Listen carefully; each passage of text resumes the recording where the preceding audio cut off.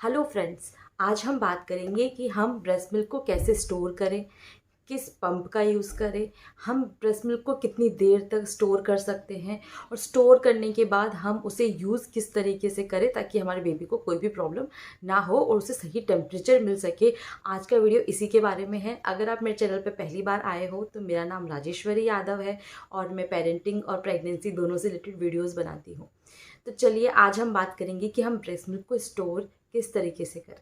तो सबसे पहले हम बात करेंगे कि हमें ब्रेस्ट मिल्क स्टोर करने की ज़रूरत क्यों पड़ती है। जब हम न्यूली मॉम बनती है तब हमें क्या होता है कि बहुत सारी ऐसी कंडीशन आ जाती है जिसकी वजह से हमें ब्रेस्ट मिल्क स्टोर करना पड़ता है। हम ना चाहते हुए भी हमें ब्रेस्ट मिल्क स्टोर करके बच्चों को पिलाना पड़ता है। पर ये बहुत अच्छी बात है कि आप फॉर्मूला ना चूज़ करके अपना ही दूध स्टोर करके आप अपने बच्चों को पिला रही हैं, तो ये एक बहुत ही अच्छी बात है ताकि बच्चे को ज़्यादा से ज़्यादा न्यूट्रिशन ब्रेस्ट मिल्क के मिल सके। तो सबसे पहली बात तो ये आती है कि हमें स्टोर क्यों करना पड़ता है कि कई बार ऐसी कंडीशन हो जाती है कि बच्चे की बीमारी के कारण, अगर बच्चा माँ से दूर है बीमारी के कारण, तो भी हमें ब्रेस्ट मिल्क स्टोर करना पड़ता है। कई बार जो मॉम्स होती है वो वर्किंग होती है तो उनको किसी काम के लिए जाना पड़ता है, तब भी हमें ब्रेस्ट मिल्क स्टोर करके बच्चे को पिलाना पड़ता है। कई जॉब्स ऐसी होती है जिसमें 3 मंथ की ही मैटरनिटी लीव मिलती है और 6 मंथ तक कंपलसरी बच्चे को ब्रेस्ट फीड करवाना होता है, तब भी 3 मंथ के लिए माँ को ब्रेस्ट मिल्क स्टोर करके बच्चों को पिलाना होता है। तो ये कुछ कंडीशंस होती है जिसके अंदर माँ अपना ब्रेस्ट मिल्क स्टोर करके अपने बेबी को पिलाती है और उसको पूरा न्यूट्रिशन देती है।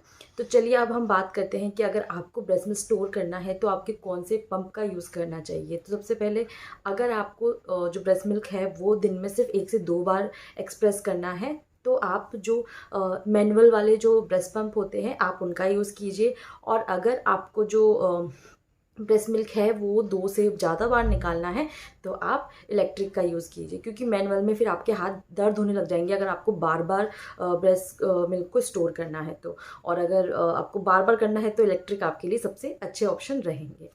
अब हम बात करते हैं कि हम ब्रेस्ट मिल्क को स्टोर कैसे करें या स्टोर करने के बाद हम उसे कितनी देर तक यूज़ कर सकते हैं। तो होता क्या है कि जब आप ब्रेस्ट मिल्क निकालते हो, एक्सप्रेस करते हो अपना, उसके बाद अगर आपके जो रूम का टेम्परेचर है अगर वो 24 डिग्री से कम है तो आप उसे आराम से 4 घंटे तक कहीं रखने की ज़रूरत नहीं है। वो बाहर अगर किसी एयर टाइट कंटेनर में डाल के आपने अगर बाहर रख दिया तो उसका कुछ भी नहीं होगा, वो बिल्कुल फ्रेश रहेगा। आप अपने बच्चे को आराम से उसे पिला सकते हो। 4 घंटे तक आप उसको कुछ नहीं बिगड़ता तो आप 4 घंटे तक उसको यूज़ आराम से कर सकते हो।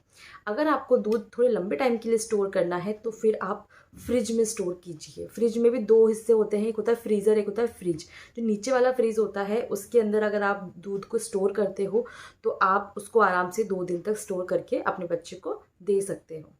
तीसरी चीज़ कि अगर आपको थोड़े लंबे टाइम तक या आपको 5-6 दिन तक अगर आपने दूध को स्टोर करना है तो आप फ्रीज़र में स्टोर कीजिए। उससे क्या होगा कि जो आपका दूध की जो शेल्फ़ लाइफ होगी वो 6-7 दिन आराम से बढ़ जाएगी।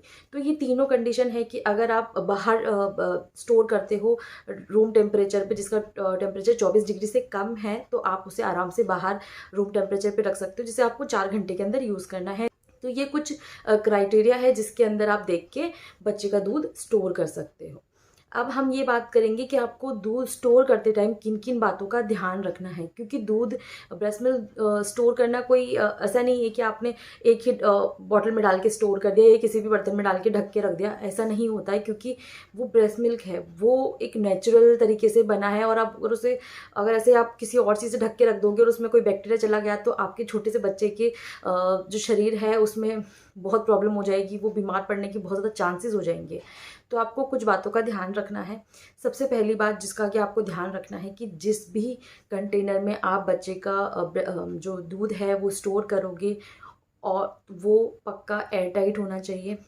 दूसरी बात, वो कांच का होना चाहिए। जो फीडिंग बॉटल और स्टोर बॉटल अलग अलग होनी चाहिए, मतलब जिसमें आप दूध स्टोर करते हो वो अलग होनी चाहिए और जिससे आप बच्चे को दूध पिलाते हो वो अलग होनी चाहिए। तो स्टोर करने के लिए बॉटल अलग रखिए और दूध पिलाने के लिए बॉटल अलग रखिए। जो दूध की बॉटल होगी वो कांच की होगी, मैं आपको बता ही चुकी हूँ, और एयर टाइट होगी। ये सबसे मस्ट है कि वो एयर टाइट होनी चाहिए। थर्ड चीज़ हो जाता है, नेक्स्ट चीज़ कि आपको क्या करना है कि जब भी आप दूध स्टोर करोगे तो बच्चे की एक फीड का जो मिल्क है वो एक कंटेनर में स्टोर करोगे। ऐसे नहीं कि आपने पूरा एक भर लिया और उसमें से थोड़ा थोड़ा बार बार बच्चे को निकाल के दे रहे हो, ऐसा आपको नहीं करना है। आपको पता है कि आपका बच्चा एक बार में इतनी फीड लेता है, तो एक बॉटल में उतनी ही दूध की क्वांटिटी आप डालिए।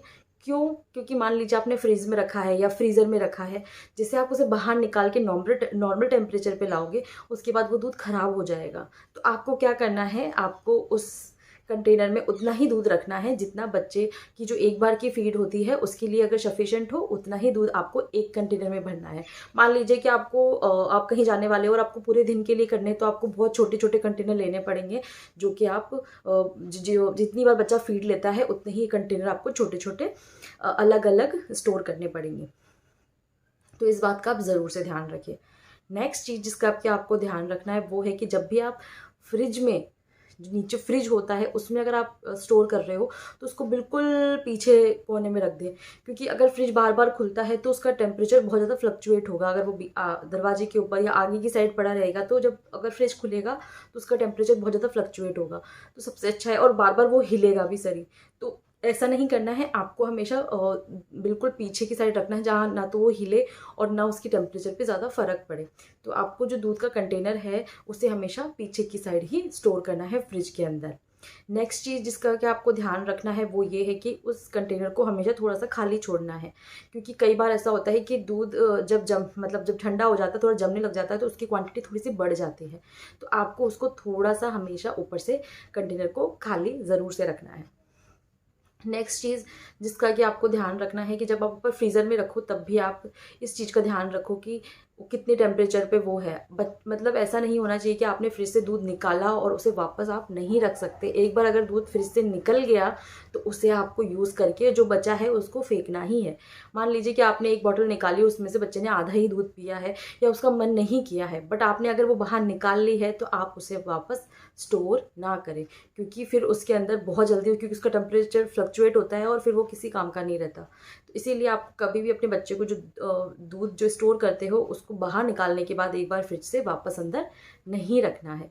नेक्स्ट बात हम बात करेंगे कि अगर आप वर्किंग वुमेन है और आप दिन भर ऑफिस में काम करती है, और तब आपको अगर अपना ब्रेस्ट मिल्क स्टोर करना है, तो आपको किस तरीके से करना चाहिए। अगर आप वर्किंग वुमेन है, तो आप क्या कीजिए कि आप अपने ऑफिस में ही ब्रेस्ट मिल्क एक्सप्रेस कर सकती हैं इलेक्ट्रिक पंप से। देन आप क्या करो कि आप आइस पैक वाले जो बैग आते हैं जिसमें कोल्ड ड्रिंक वगैरह रखी जाती है, वैसे वाला बैग कैरी करें और उसके अंदर अपना ब्रेस्ट मिल्क स्टोर कर दें। क्यों? क्योंकि क्या होगा कि मान लीजिए आपने वहाँ तो फ्रिज में रख दिया और फिर जब आप उसको लेके आएंगे तो वो जल्दी से ख़राब हो जाएगा। तो आपको क्या करना है कि उसे आइस पैक वाले बैग में ही लेके आना, ताकि उसका टेम्परेचर मेंटेन रहे और वो बिल्कुल भी ख़राब ना हो। नेक्स्ट अब हम बात करेंगे कि हमें ब्रेस्ट मिल्क यूज़ कैसे करना है। जब हम बच्चे को ब्रेस्ट मिल्क पिलाते हैं, तो हमें जब फ्रीज से निकालेंगे या फ्रीज़र से निकालेंगे तो वो बहुत ज़्यादा ठंडा होगा। तो अब हम उसे यूज़ कैसे करें? क्योंकि ब्रेस्ट मिल्क को कभी भी गर्म नहीं किया जाता, ना माइक्रोवेव में गर्म किया जाता है, ना गैस पे गर्म किया जाता है। तो हम फिर गर्म कैसे करेंगे? आपको सिंपली क्या करना है, गर्म पानी लेना है एक कटोरे के अंदर, और वो जो एयर टाइट बॉटल है आपकी, उसको उसके अंदर रख देना है। और ध्यान रहे कि उसकी ढक्कन तक पानी नहीं जाना चाहिए, नीचे नीचे तक पानी जाए। आप नोटिस करोगे कि थोड़ी देर में वो थोड़ी सी गुनगुना हो जाएगा। तो आपको क्या करना है कि जैसे मान लीजिए कि आपने फ्रिज से निकाली है, आपको पता है कि आपको 1 घंटे बाद बच्चे को देना है, तो आप क्या कीजिए, थोड़ी देर उसे बाहर रख दीजिए। थोड़ा सा उसका टेम्परेचर जैसे धीरे से बढ़ेगा, देन आप उसको गर्म पानी में रखिए, तो उसका टेम्परेचर बिल्कुल जो बच्चे को दूध पिलाते हैं उस लेवल पे आ जाएगा। सेम यही फ्रीज़र से दूध निकालना है, उसको भी पहले ही दूध निकाल के रख लें। उसके बाद जब आपको लगे कि हाँ अब वो थोड़ा सा गर्म हुआ, देन आप उसको गर्म पानी में रख के उसका जो टेम्परेचर है, वो जो आपका नॉर्मल टेम्परेचर आता है जो मिल्क का, उस टेम्परेचर पे आप उसे दे सकते हो। अब आप कैसे पता करेंगे कि ये टेम्परेचर बिल्कुल राइट है आपको बच्चे को देने के लिए? तो आप सिंपली एक टेस्ट कर सकते हो। उसके लिए सिर्फ आपको दूध की बॉटल लेनी है या वो दूध लेना है, और उसकी जो एक बूंद है वो यहाँ डाल के देखनी है। उससे आपको पता चल जाएगा कि ये कितना गर्म है। जब आपको लगे कि ये बिल्कुल सही मात्रा में गर्म है, तो फिर आप क्या कीजिए, आप इसको बच्चे को आराम से दे सकते हैं। तो आपको बच्चे को बिल्कुल भी गर्म दूध नहीं देना है, ना ही ठंडा देना है। बच्चे को गुनगुना दूध देना है, जो कि हम बेसिकली जिस तरह का दूध बच्चों को दिया जाता है। तो आप ज़रूर से उसका टेम्परेचर चेक कर लें, देन अपने बच्चों को दूध पिलाएं, ताकि अगर आपने गर्म दूध पिला दिया तो बच्चे का क्या होगा कि पूरा अंदर से गला पूरा जल जाएगा, और अगर आपने ठंडा दूध दिया तो बच्चा वो एक्सेप्ट ही नहीं करेगा। तो आप सोचोगे कि यार बच्चा तो स्टोर करने वाला मिल्क पी ही नहीं रहा, शायद इसका टेस्ट चेंज हो गया। वो टेस्ट चेंज नहीं हुआ, उसका टेम्परेचर चेंज होने से भी बच्चों को काफ़ी फ़र्क पड़ जाता है। तो आप उसको हल्का सा गुनगुना दूध देना प्रेफर करें। तो ये थी आज की वीडियो कि आपको अगर ब्रेस्ट मिल्क स्टोर करना है तो कौन से पंप का यूज़ करना है, कितनी देर तक स्टोर कर सकते हो, किस तरीके से स्टोर करना है, और स्टोर करने के बाद आपको उसको यूज़ कैसे करना है। अगर आपको ये वीडियो थोड़ा बहुत भी हेल्पफुल लगा हो तो प्लीज़ मेरे चैनल को सब्सक्राइब कीजिए, और पास में जो बेल आइकन है उसको भी ज़रूर से हिट कीजिए। Thank you.